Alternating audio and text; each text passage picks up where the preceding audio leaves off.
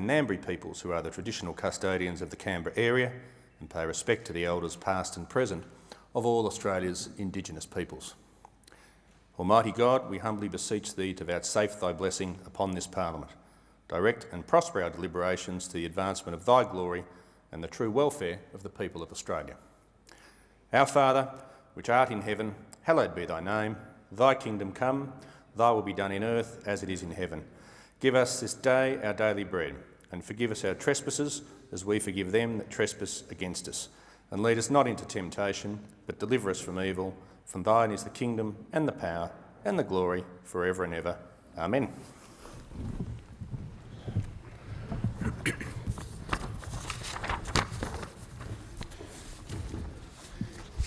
And I call the Prime Minister. Thank you, Mr Speaker.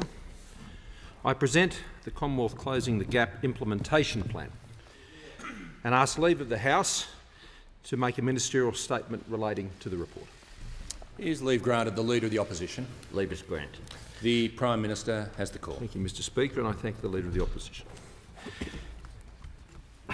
Mr Speaker, here and in other locations around Australia, our Parliament draws together to remember, to reflect and remind ourselves of at least 65,000 years of stewardship by the original custodians of this land. Indigenous peoples who love this country, its lands and its waters, and have cared for it since time immemorial. We pay our respects to the Ngunnawal people and our First Peoples across our great continent, and to their elders past and present and emerging. And here and elsewhere around the world, Indigenous Australians are serving in our Australian Defence Forces, protecting Australians, advancing our interests in a world that favours freedom. And over in Tokyo, Paddy Mills leads the Boomers today. On this day, I also honour the Aboriginal and Torres Strait Islander people who serve in this Parliament, in both chambers. The Minister for Indigenous Australians, the Shadow Minister for Indigenous Australians, two historic figures of this place and of our nation, of whom we can be very proud. I honour Senator Dodson, Senator McCarthy, Senator Lambie and Senator Thorpe.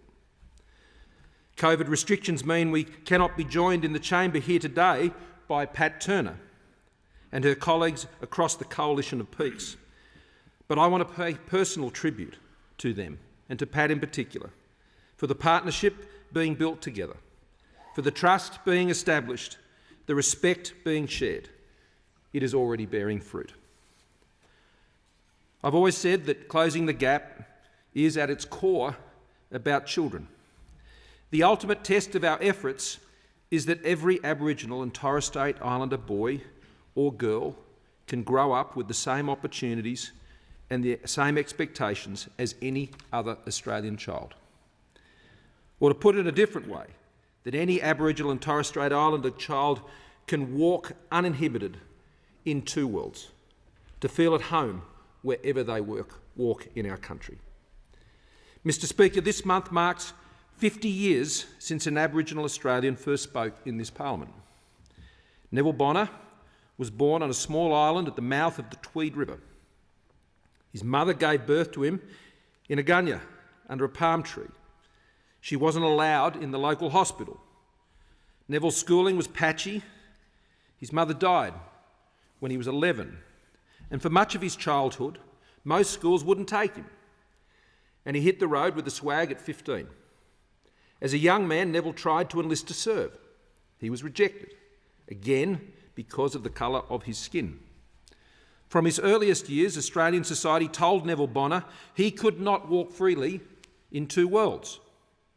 Daily injustices, fuelled by institutionalised discrimination, followed him through his life.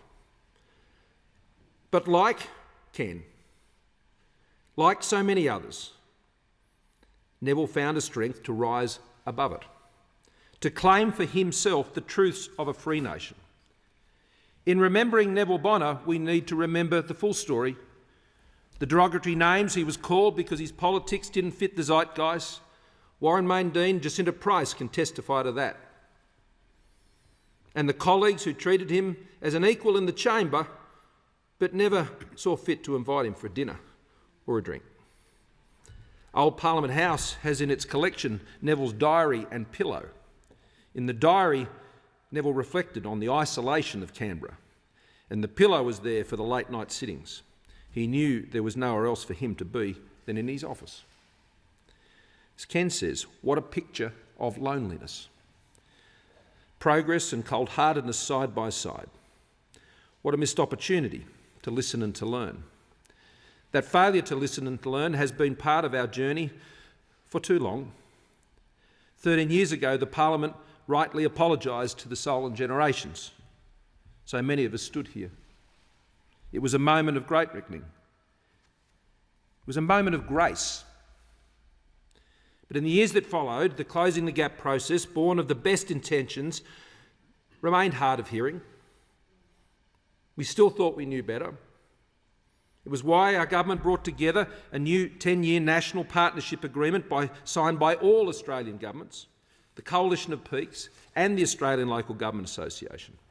And from that partnership, the National Agreement on Closing the Gap was born. Today, we make the promises of that agreement real with the presentation, as tabled, of the first Commonwealth Implementation Plan. In financial commitments, partnership, shared accountability and scope, this is the most significant and comprehensive response to the Closing the Gap that our government has ever provided. Mr Speaker, our Senior Australian of the Year, Dr Miriam Rose Urgenmo Bauman, speaks of the concept of dadadi, a word spoken by Aboriginal people in the Daly River region of the Northern Territory. What dadadi refers to is a deep inner spring inside us. It's the pursuit of inner deep listening. Miriam Rose says we call on it and it calls on us. With the implementation plan I tabled today, we are making good on our commitment to do things differently. A path that requires deep listening, dadidi, that requires learning, accountability, transparency, and a genuine partnership with Aboriginal and Torres Strait Islander stakeholders and organisations. A partnership generations overdue, built on mutual respect, dignity, and above all, trust. I'm under no illusion that this will happen overnight. As Pat Turner says, the path being forged is rocky. But with the Coalition of Peaks, the states and territories and local governments, we're working together to smooth that path.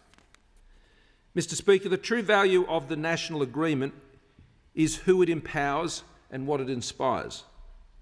In a significant departure from what we've done before, each of the states and territories and the Coalition of Peaks will be responsible for their own actions and their own plans. Another departure is that all of us will be independently and collectively accountable. I will table an annual Commonwealth Progress Report around this same time every year. Each of us, the states and territories, will separately deliver theirs, and all of us will reprioritise our investments to do things that we know will work. To help us understand what the evidence says and our progress, the Productivity Commission will release an annual report on the outcomes and priority reforms. The first of those reports was released last week. On life expectancy, we're doing better, but we're not where we want to be. On getting kids into preschool, we're tracking well. On incarceration rates, we're not achieving what we need to. On youth detention, we are making progress, but the data tells us we still have a long way to go. As well as the annual reports, the Productivity Commission will also present an independent review once every 3 years. After each report by the Productivity Commission, an independent Aboriginal and Torres Strait Islander-led report will deepen the data and give us a picture of the change happening on the ground. Overall, it'll be a far more rigorous assessment of the data, and the data will be updated in real time for all Australians to see. Mr Speaker, we have many years of hard work ahead of us, as we have behind us. The first Commonwealth Implementation Plan, with more than $1 billion worth of new targeted measures, lays the foundation for this work. The plan is an overview of Commonwealth actions to close the gap. It's aligned to the 4 priority reforms and the 17 socio-economic outcomes set in the National Agreement, including new target areas such as justice and Indigenous languages. Critically, the measures we're funding reflect a sharpened set of priorities. Again, we haven't defined these priorities unilaterally. Instead, they are priorities offered and agreed by Aboriginal and Torres Strait Islander peoples themselves. The first of these new priorities is simply to collaborate better, and to do that by building better structures for genuine partnership and joint decision making. That's why we have our Joint Council, co-chaired by Ken and Pat, that includes ministers from each state and territory, 12 members of the Coalition of Peaks and a representative from the Local Government Association. Equal representation right around the table. The Joint Council builds on the partnerships that are happening at the jurisdictional and Commonwealth levels. The Joint Council is meeting tomorrow to commence its work, bringing all of the implementation plans together to form a thorough, layered national plan. The second priority is to build up Indigenous organisations, to empower community-controlled sectors to do what they already do best, deliver the services that support closing the gap. The example I keep going back to is the outstanding job the National Aboriginal Controlled Health Organisation has done during this pandemic. The contribution of Pat Turner, Dawn Casey and Nacho in keeping vulnerable Australians safe has been nothing short of extraordinary. The fact that no Aboriginal or Torres Strait Islander person has died from COVID-19 in Australia, and there have been no cases in remote communities, is one of the most significant pandemic achievements Australia has had. And Indigenous Australians have been 6 times less likely to contract COVID-19 than the wider population. That shows what happens when we work in partnership. But we must invest in the capabilities of such partnerships, and that's why this implementation plan includes $38.6 million for an Outcomes and Evidence Fund. It will support genuine co-design between government and Aboriginal controlled organisations and other local providers to deliver the best possible services for families and children. This goes to the heart of the third priority area, which is about transformation of government. We seek to understand in detail how our systems can knowingly or otherwise perpetuate racism. The new chapter of closing the gap simply won't succeed without it. The last priority reform area is about data. Aboriginal and Torres Strait Islander organisations need to be able to collect, analyse and use their own data to meet their own needs. Mr Speaker, in this new plan, with $1 billion in new measures, one measure will mean more, I know, than any other, and that relates to the stolen generations. What happened is a shameful chapter in our national story. We have already confronted it with the national apology. But our deeds must continue to match our words. Earlier this year, I met with the Healing Foundation and listened to the stories, not simply stories of the past, but stories that continue to reverberate throughout the generations. So today I announced that the Commonwealth is investing $378.6 million in a new scheme for the stolen generations, for survivors who were removed as children from their families in former Commonwealth territories, the Northern Territory, the Jervis Bay Territory, and here in the ACT, the Australian Capital Territory. The scheme will involve a one-off payment and recognition of the harm caused by forced removal. And it will give each survivor the opportunity to, should they wish, tell their story and receive an individual apology. This is a long-called-for step, recognising the bond between healing, dignity, and the health and well-being of members of the stolen generations, their families and their communities. To say formally, not just that we're deeply sorry for what happened, but that we will take responsibility for it. Mr Speaker, I turn now to the other aspects of the Commonwealth implementation plan. Tangible actions that are directly linked to clear targets, targets that will be held accountable for in the years ahead.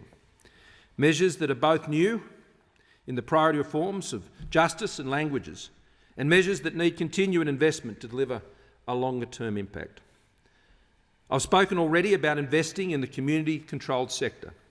The Commonwealth is providing an extra $254.4 million towards infrastructure to better support Aboriginal community-controlled health organisations to do their work, their critical work, on their terms. The plan also has a new focus on justice. Of course, the Commonwealth doesn't manage those justice systems. Where the Commonwealth can make a difference is in bringing people together. That's what our Justice Policy Partnership hopes to do, and it will be on the agenda at tomorrow's Joint Council meeting. The Commonwealth was also in a position to provide additional funding for some of the services it supports. So in this first plan, $9.3 million is there for the Aboriginal and Torres Strait Islander Legal Service to better manage complex cases and coronial inquiries, and $8.2 million for family dispute resolution programs for Aboriginal and Torres Strait Islander families. This all feeds into the new targets we've set, that by 2031 we will reduce the rate of Aboriginal and Torres Strait Islander adults incarcerated by at least 15%, and the rate of Aboriginal Torres Strait Islander young people in detention by 30%. Up until now, we've put the economic and social determinants of health at the centre of our approach. Today, we understand that cultural determinants of health are important too, because a person's sense of community and culture is inherently bound to their physical and emotional well-being. It's bound to their dignity as a human. Earlier, I used the word darri. Darri is one of the thousands of Indigenous words and concepts that are a gift to all Australians. Concepts that can never adequately be translated into English and tell us so much about the nuanced and powerful connections First Australians make between self and community and the land. These words are part of the rich inheritance of Aboriginal and Torres Strait Islander people, an inheritance that Closing the Gap will, from now on, specifically seek to protect. At the latest count, there are 123 Aboriginal languages still being spoken. Of those, only 14 were considered strong. Our target is a steady increase in the number and strength of Aboriginal and Torres Strait Islander languages being spoken between now and 2031. And we're committing $22.8 million to support this effort. Then you have the areas of long-term impact.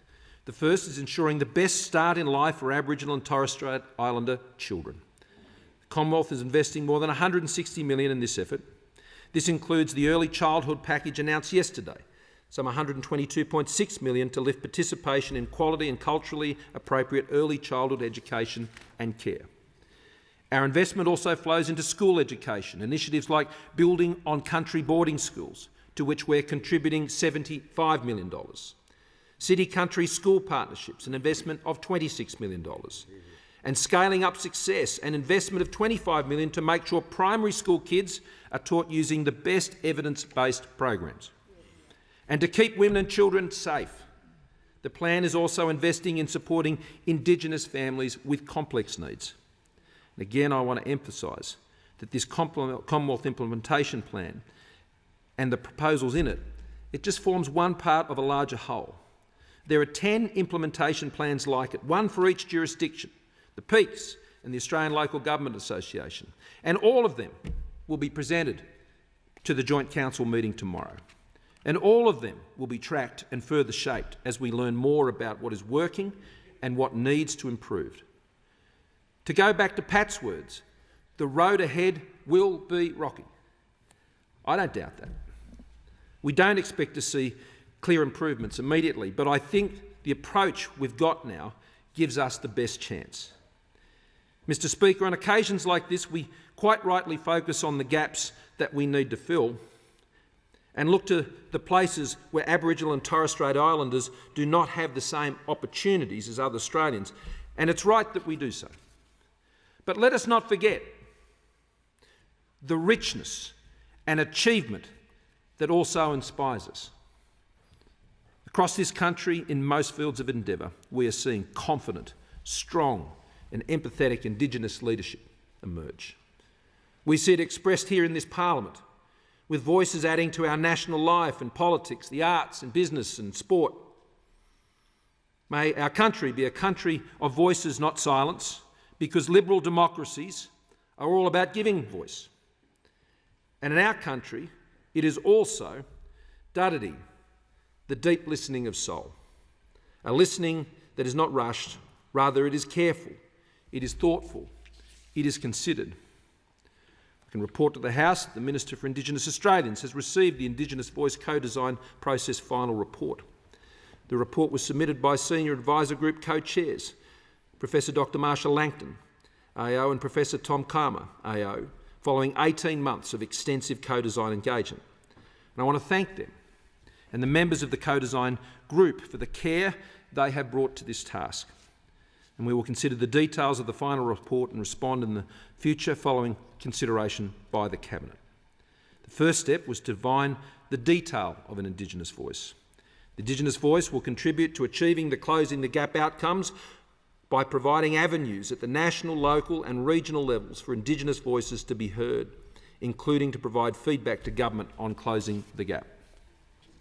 Once a model for the Indigenous voice has been developed, all governments will need to explore how they can work with the voice to ensure that these views are considered. Some might want this process to be faster. I want it to be right. We have to learn from each other, and we will, as we walk and reason together, side by sides, as sons and daughters of this great continent. And I call the Leader of the Opposition. Thanks very much, Mr Speaker, and I begin by acknowledging that we meet on the land of the Ngunnawal and Ngambri people, land that was, is and always will be Aboriginal land. I pay my respect to their elders, past, present and emerging. I thank the Prime Minister for his statement today. The harsh reality of the COVID-19 pandemic means that so many who would be here in this chamber are instead in their electorates across Australia. Each one of them is on the land of one of the great mosaic of First Nations that make up our great continent.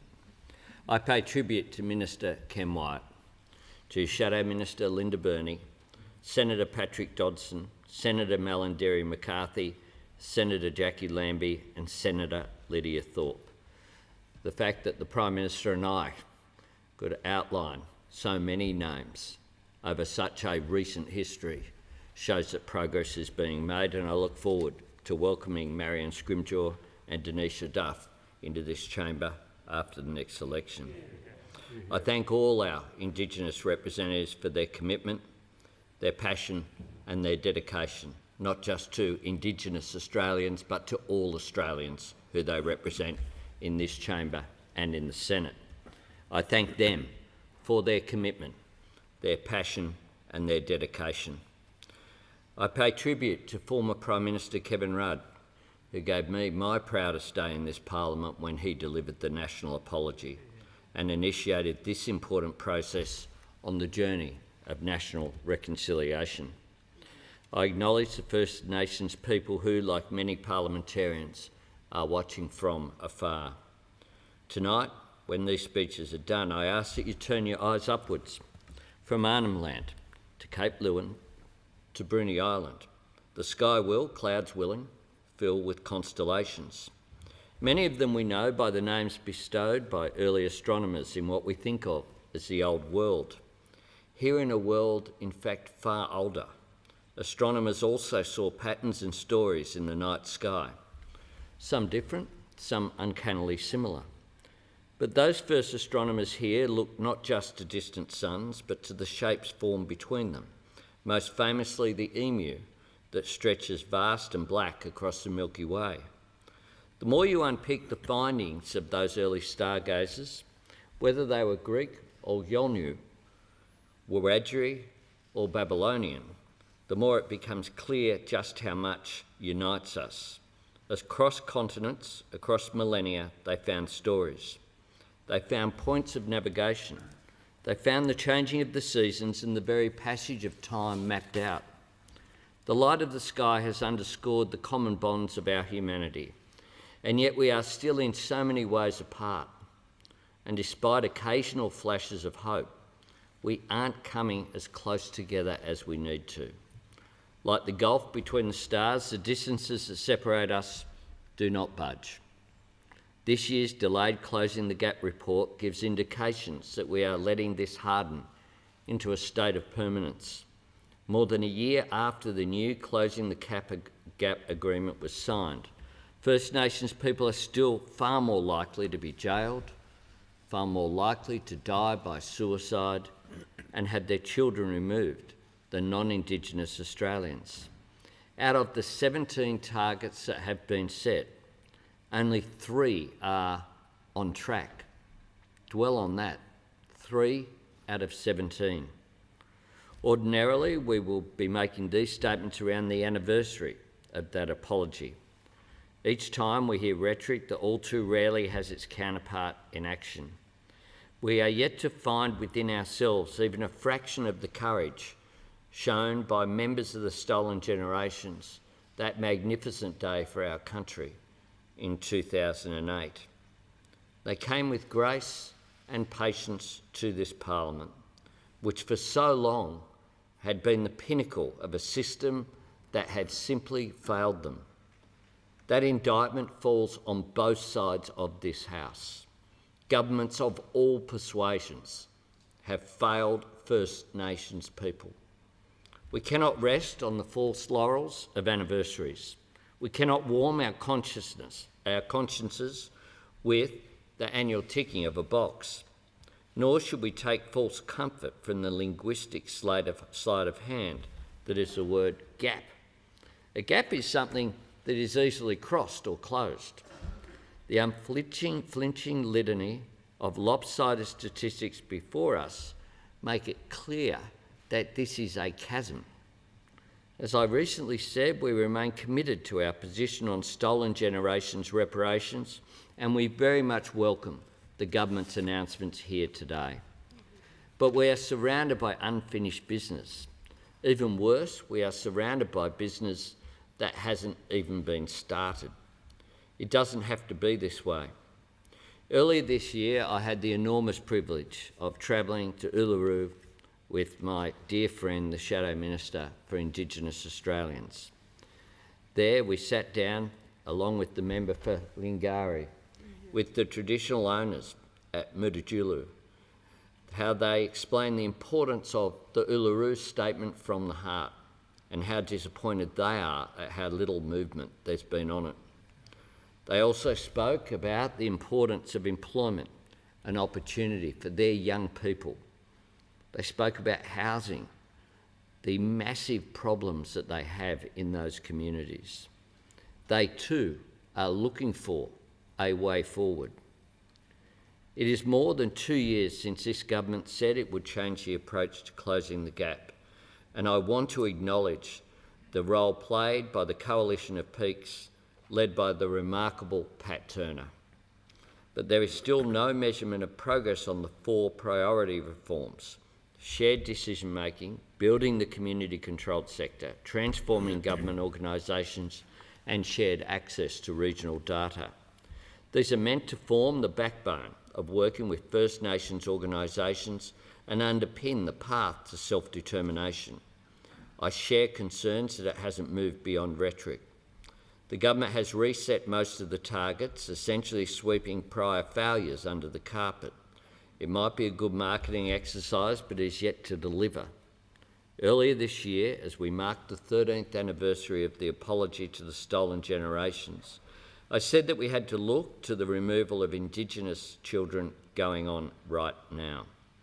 Last year's Family Matters report, put together by the Secretariat of National Aboriginal and Islander Childcare, tells us that Aboriginal and Torres Strait Islander children represent 37.3% of the total population of all children removed from their parents.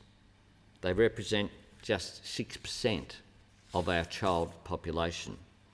Let that sink in.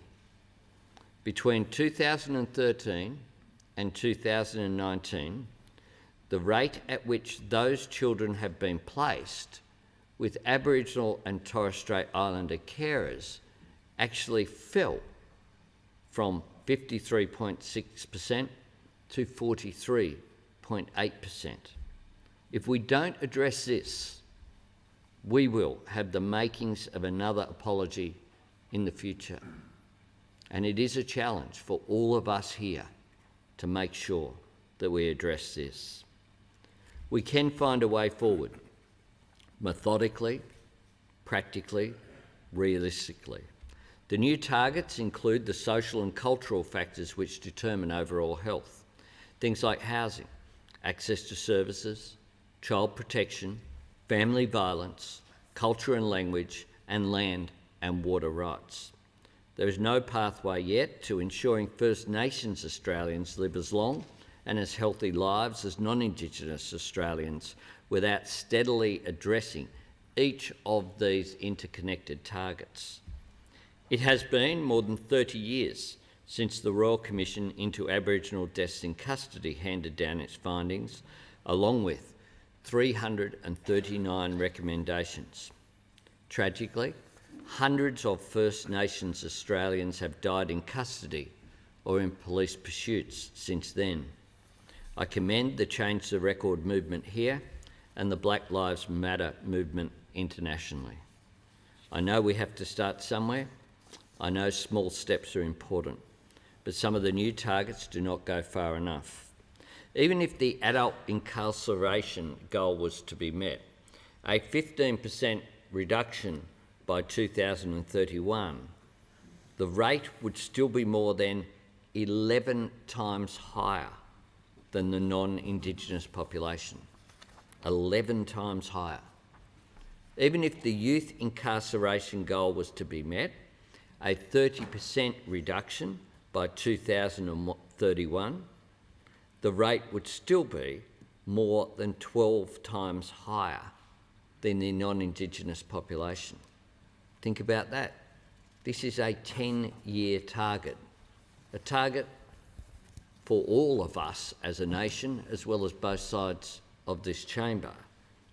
And yet, it envisages an incarceration rate for our youngest Australians who happen to be Indigenous of 12 times greater than the non-Indigenous population. There are proven ways to reduce the causes of incarceration and deaths in custody.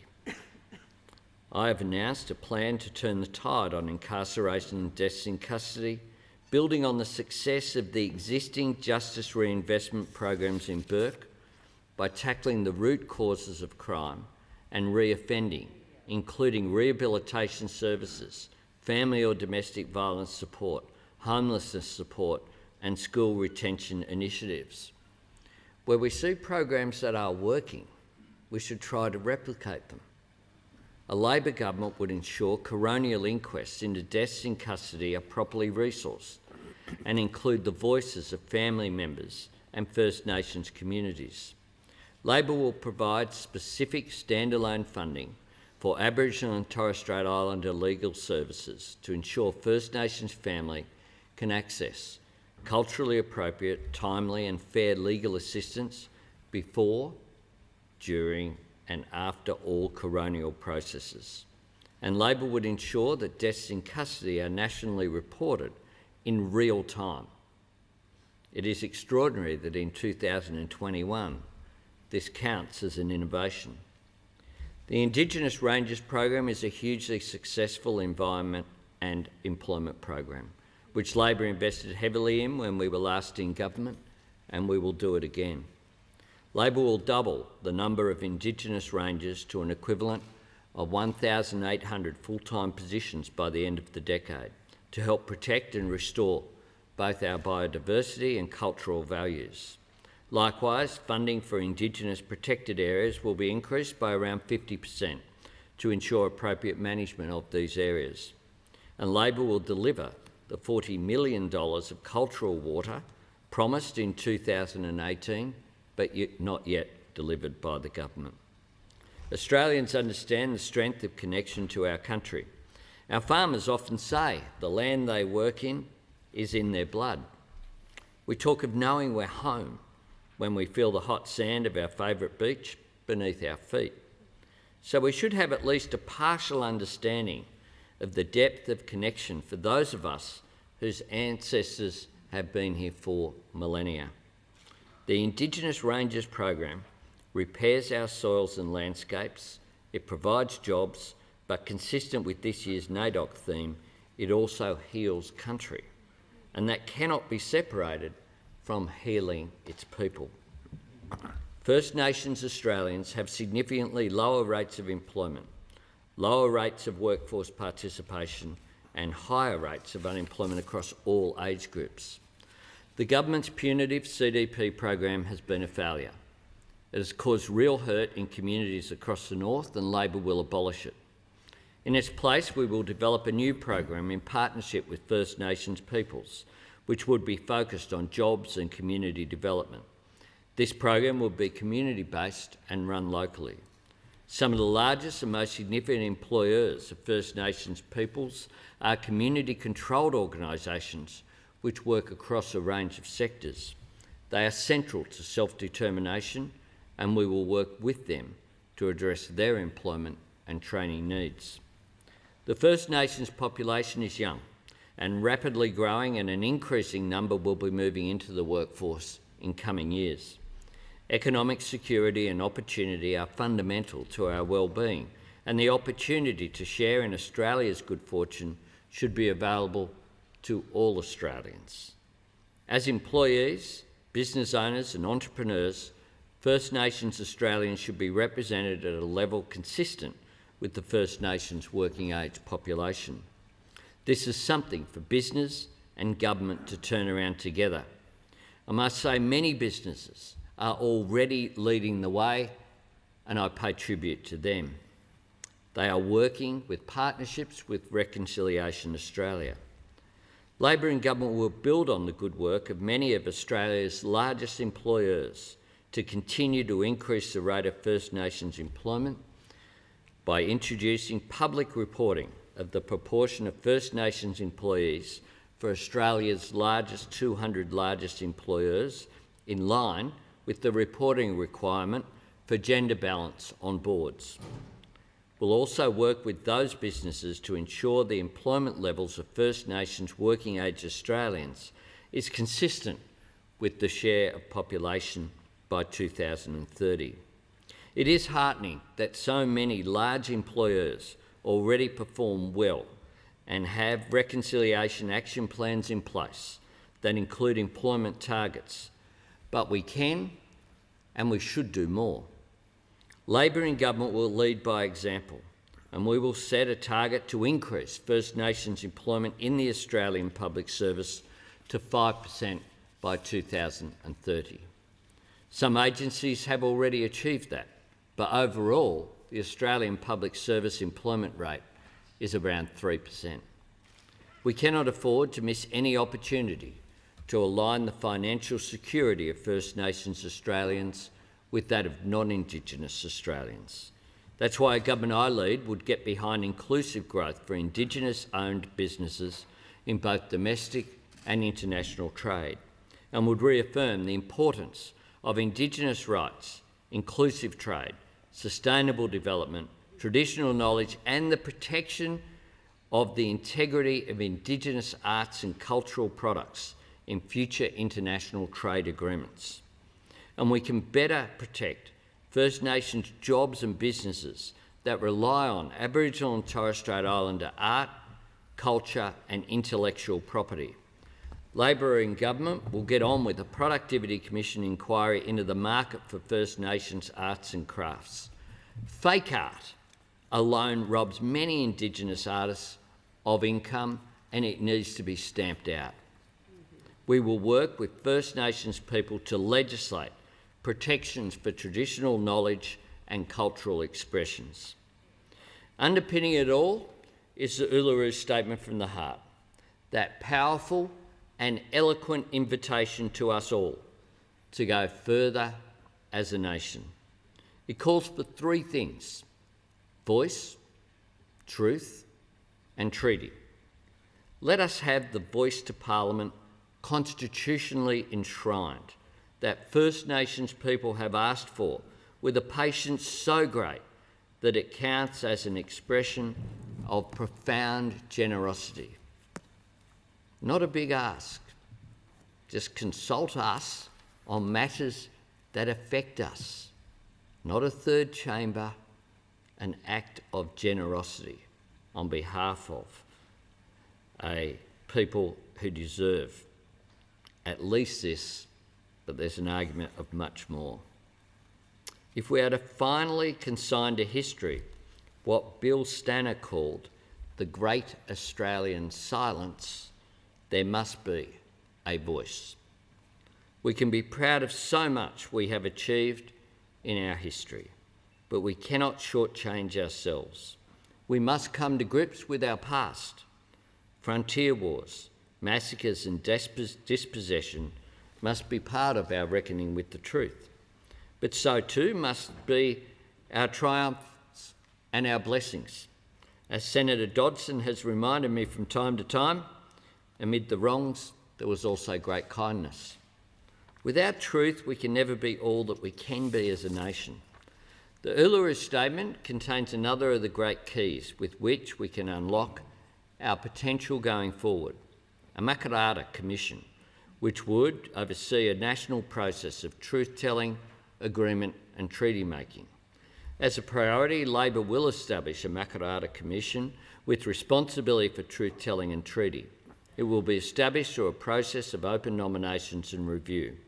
The Commission will facilitate local truth-telling and advise on a national framework for treaty-making, and it will work with a voice to Parliament. This is how we can go forward.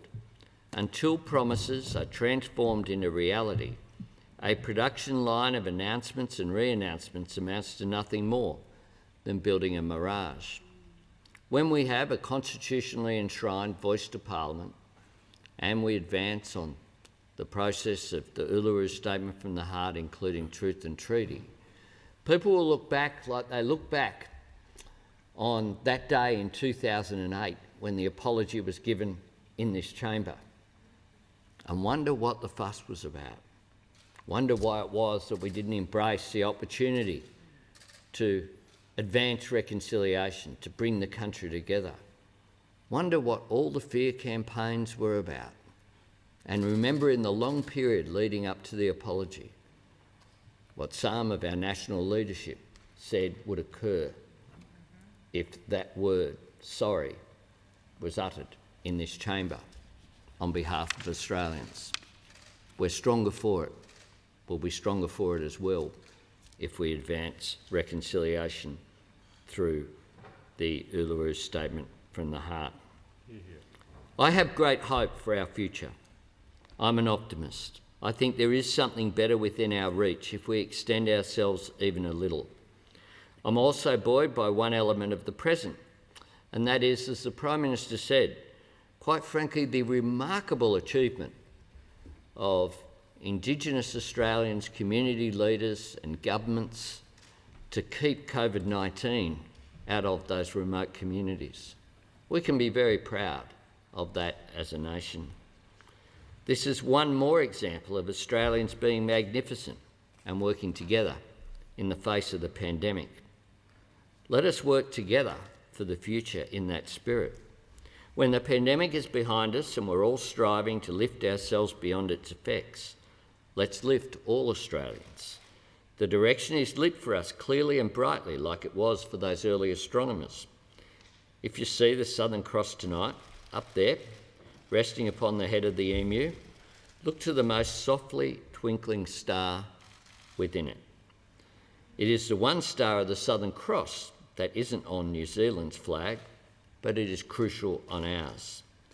A few years ago, the International Astronomers Union formally recognised that star as Ginan, the name given to it by the Waterman people in the Northern Territory. To the Waterman, it represents a red dilly bag filled with special songs of knowledge. Let us be worthy of that star. Yeah. The Leader of the House. Thank you, Mr Speaker. Mr Speaker, I move that the House take note of the Commonwealth Closing the Gap Implementation Plan. The question is that the House take note of the document. All those of that opinion say aye. To the contrary, no. The ayes have it. The Leader of the House. With that, I move that the debate be adjourned. The question is that the debate be adjourned and that the resumption of the debate be made an order of the day for the next sitting.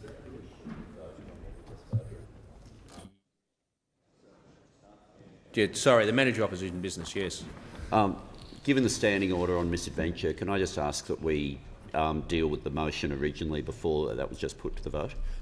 That the House take note of the document. That's right, and we ignore the vote that we just had and go straight to the motion that was moved by the Minister, or I could now move that the debate be adjourned. The problem is they're Yeah, going to cut well, off debate. You should be moving the debate be adjourned. Okay, Yeah, I think so. if that's okay. Yeah. He needs to withdraw his previous motion. Well, that's why I was raising the standing order on misadventure, which allows us to deal with it that's again. right. I think that the Leader of the House is right. I think we can deal with it that way because I haven't put that question. Yeah, so I'll move that the debate. Yep, that's That's fine. okay? Yep. Yeah, so I'll just move that the debate that we take note be adjourned. Okay. Question is the motion moved by the Manager of Opposition Business be agreed to. All those of that opinion? Sorry? Okay. Well, the question is that the debate be adjourned and that the resumption of the debate be made an order of the day for the next sitting. All those of that opinion say aye. To the contrary, no. The ayes have it.